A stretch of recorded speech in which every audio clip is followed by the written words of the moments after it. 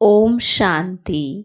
आज है 3 अप्रैल 2022 के ईश्वरीय महावाक्य रिवाइज कोर्स है 13/3 सन 1990। मुरली का सार है संगम पर परमात्मा का आत्माओं से विचित्र मिलन। बाबा कहते, आज अनेक बार मिलने वाले सिखी लदे बच्चे फिर से आकर के मिले हैं। बाप भी उसी पहचान से बच्चों को देख रहे हैं और बच्चे भी उसी अनेक बार मिलने वाली स्मृति से मिल रहे हैं। यह आत्मा और परमात्मा बाप का विचित्र मिलन है। सारे कल्प में कोई भी आत्मा इस स्मृति से नहीं मिलती कि अनेक बार मिलने के बाद फिर से मिले हैं। चाहे समय प्रति समय धर्म पिताए आए हैं और अपने फॉलोअर्स को ऊपर से नीचे लाए, लेकिन धर्म पिताए भी इस स्मृति से नहीं मिलते कि अनेक कल्प मिले हुए फिर से मिल रहे हैं। इस स्पष्ट स्मृति से सिवाय परमपिता के कोई आत्माओं से मिल नहीं सकता। चाहे इस कल्प में पहली बार ही मिलते हैं, लेकिन मिलते ही पुरानी स्मृति, पुरानी पहचान जो आत्माओं में संस्कार के रूप में रिकॉर्ड भरा हुआ है, वो इमर्ज हो जाता है और दिल से यही स्मृति का आवाज आता है कि यह वही मेरा बाप है। बच्चे कहते हैं तुम हो मेरे और बाप कहते तुम हो मेरे। मेरा संकल्प उत्पन्न हुआ उसी सेकंड उस शक्तिशाली स्मृति से, संकल्प से नया जीवन और नया जहान मिल गया और सदा के लिए मेरा बाबा इस स्मृति स्वरूप में टिक गए। जैसे स्मृति स्वरूप बने तो स्मृति के रिटर्न में समर्थी स्वरूप बने। समर्थ स्वरूप बन गए ना, कमजोर स्वरूप तो नहीं होना। और जो जितना स्मृति में रहते हैं उतना समर्थियों का अधिकार स्वतः ही प्राप्त करते हैं। जहाँ स्मृति है वहाँ समर्थी है ही है। थोड़ी भी विस्मृति है तो व्यर्थ है। चाहे व्यर्थ संकल्प हो, चाहे बोल हो, कर्म हो। इसलिए बाप दादा सभी बच्चों को इसी दृष्टि से देखते हैं कि हर एक बच्चा स्मृति स्वरूप सुसमर्थ है। आज तक भी अपना सिमरन भक्तों द्वारा सुन रहे हैं। अपने स्मृति में लाया मेरा बाबा, तो भगत आत्मा भी यही सिमरन करती, मेरा इष्ट देव व मेरी इष्ट देवी। जैसे आपने अति प्यार से दिल से बाप को याद किया, उतना ही भगत आत्माएं आप इष्ट आत्माओं को दिल से अति प्यार से याद करती है। आप ब्राह्मण आत्माओं में भी कोई दिल के स्नेह संबंध से याद करते हैं और दूसरे दिमाग द्वारा नॉलेज के आधार पर संबंध को अनुभव करने का बार बार प्रयत्न करते हैं। जहाँ दिल का स्नेह और संबंध अति प्यारा अर्थात अति समीप है, वहाँ याद भूलना मुश्किल है। जहाँ सिर्फ नॉलेज के आधार पर संबंध है लेकिन दिल का अटूट स्नेह नहीं है, वहाँ याद कभी सहज तो कभी मुश्किल होती है।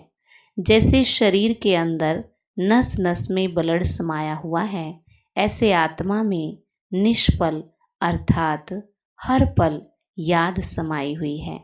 इसको कहते हैं दिल के स्नेह संपन्न निरंतर याद। जैसे भगत आत्माएं बाप के लिए कहती हैं, जहाँ देखते हैं तू ही तू है। ऐसे बाप के स्नेही समान आत्माओं को जो भी देखे वो अनुभव करे कि इन्हों की दृष्टि में, बोल में, कर्म में परमात्मा बाप ही अनुभव होता है। इसको कहते हैं स्नेही सो समान बाप। तो स्मृति स्वरूप तो सभी हो, संबंध भी सभी का है, अधिकार भी सभी का है, क्योंकि सभी का फुल अधिकार का संबंध बाप और बच्चे का है। सभी कहते हैं मेरा बाबा, मेरा चाचा, मेरा काका, कोई नहीं कहते अधिकार का संबंध होने के कारण सर्व प्राप्तियों के वर्षे के अधिकारी हो, चाहे 50 वर्ष वाले हैं, चाहे 6 मास वाले हैं। मेरा कहने से अधिकारी तो बन ही गए ना।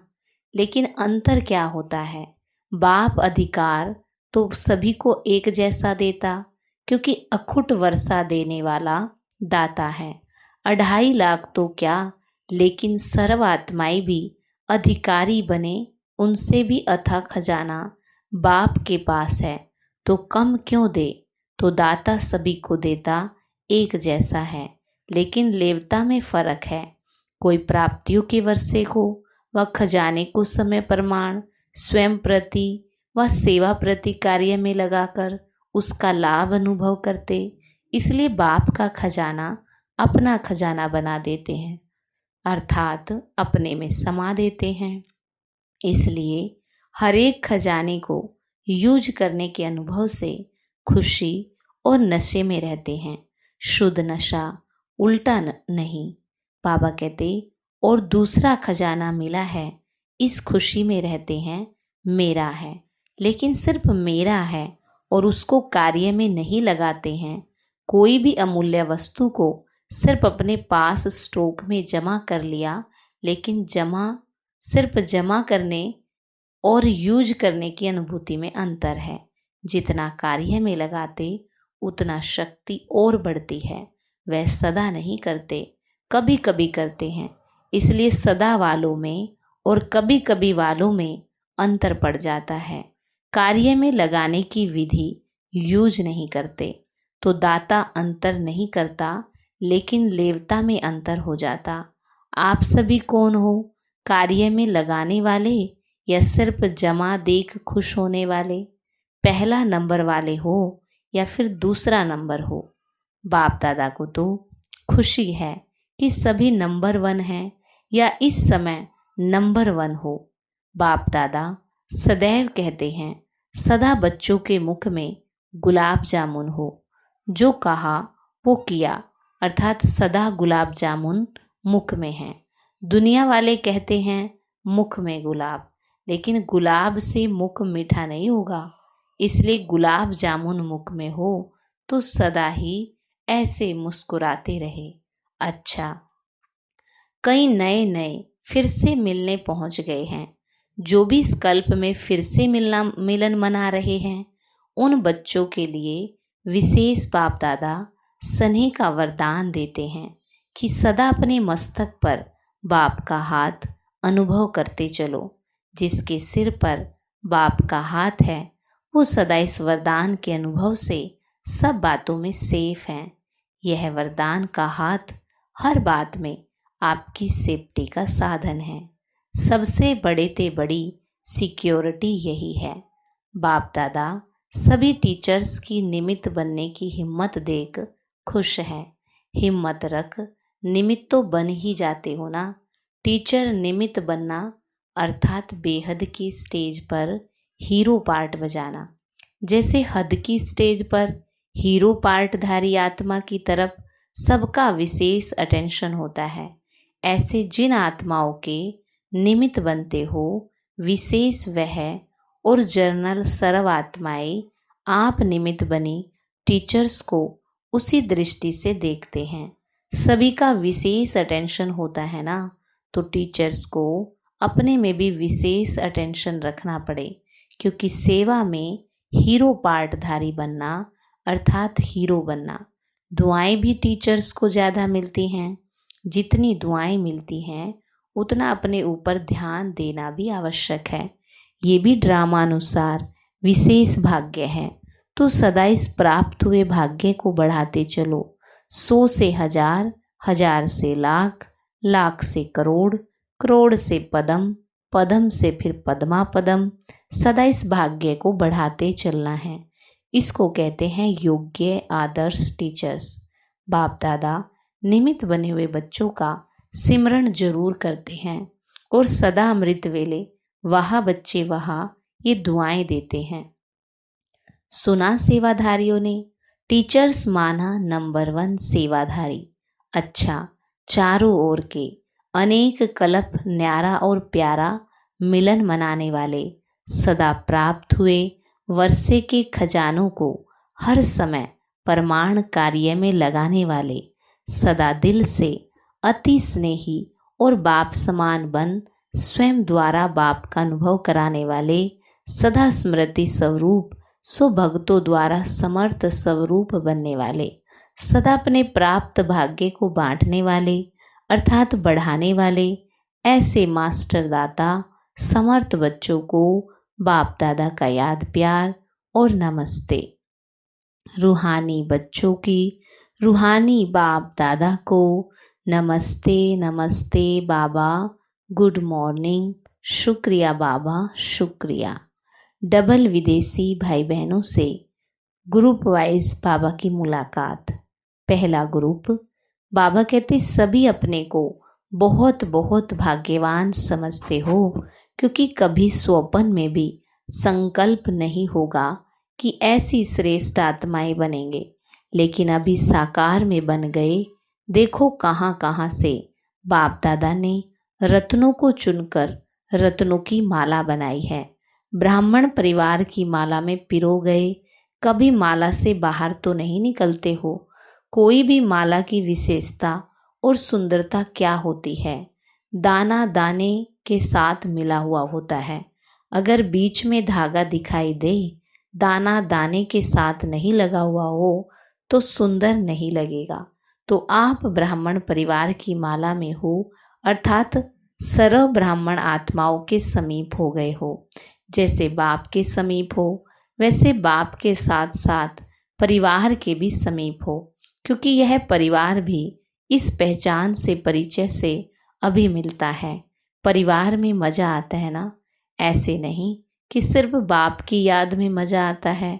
योग परिवार से नहीं लगाना, लेकिन समीप एक दो के रहना है। इतना बड़ा 2.5 लाख का परिवार कोई होगा? अभी तो 9-10 लाख से भी बड़ा परिवार है। तो परिवार अच्छा लगता है या सिर्फ बाबा अच्छा लगता है? जिसे सिर्फ बाबा अच्छा लगेगा वो परिवार में नहीं आ सकेगा। बाप दादा परिवार को देख सदा हर्षित होते हैं और सदा एक दो की विशेषता को देख हर्षित रहते। हर ब्राह्मण आत्मा के प्रति यही संकल्प रहता कि वहाँ ब्राह्मण आत्मा वहाँ। देखो बाप का बच्चों से इतना प्यार है, तब तो आते हैं ना, नहीं तो ऊपर बैठकर मिल ले।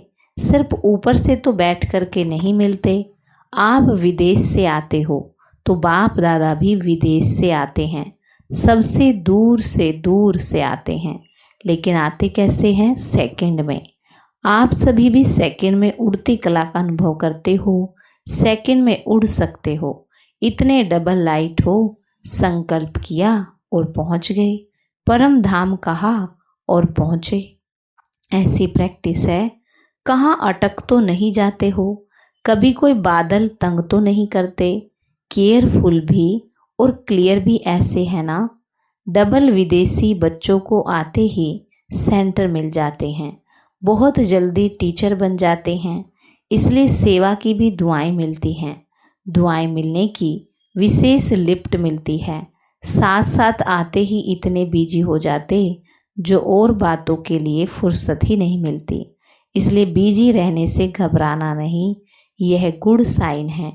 कई कहते हैं ना, लौकिक कार्य भी करें फिर अलौकिक सेवा भी करें और अपनी सेवा भी करें।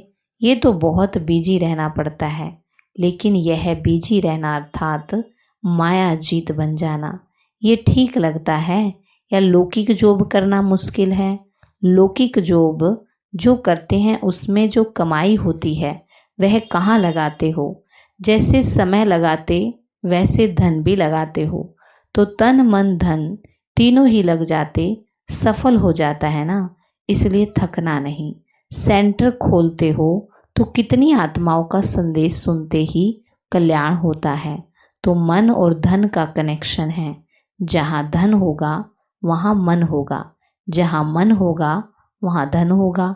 बाप दादा डबल विदेशियों को सर्व प्रकार से सफल करने में बिजी देख खुश होते हैं।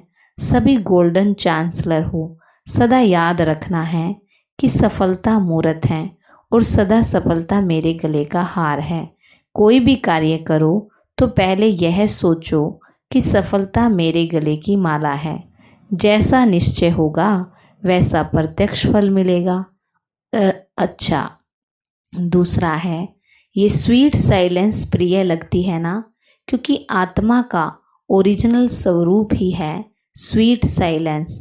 तो जिस समय चाहो उस समय इस स्वीट साइलेंस की स्थिति का अनुभव कर सकते हैं, क्योंकि आत्मा अभी इन बंधनों से मुक्त हो गई।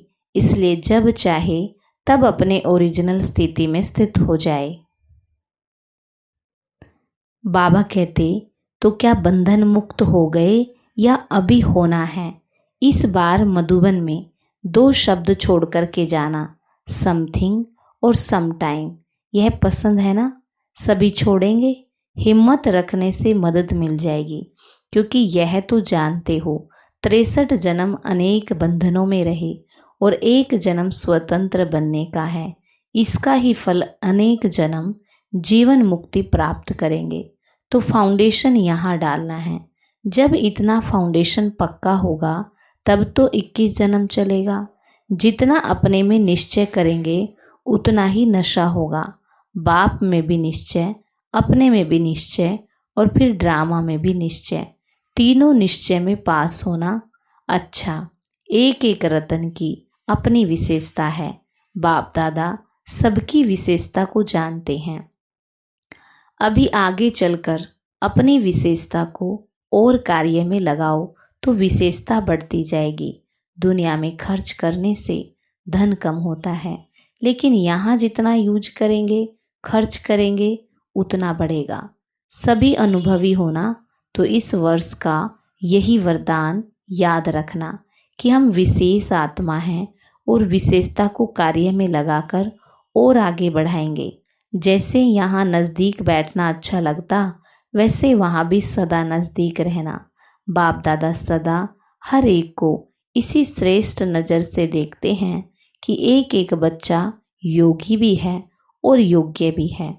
अच्छा, आज का वरदान है, दूसरों के परिवर्तन की चिंता छोड़ स्वयं का परिवर्तन करने वाले शुभ चिंतक भव।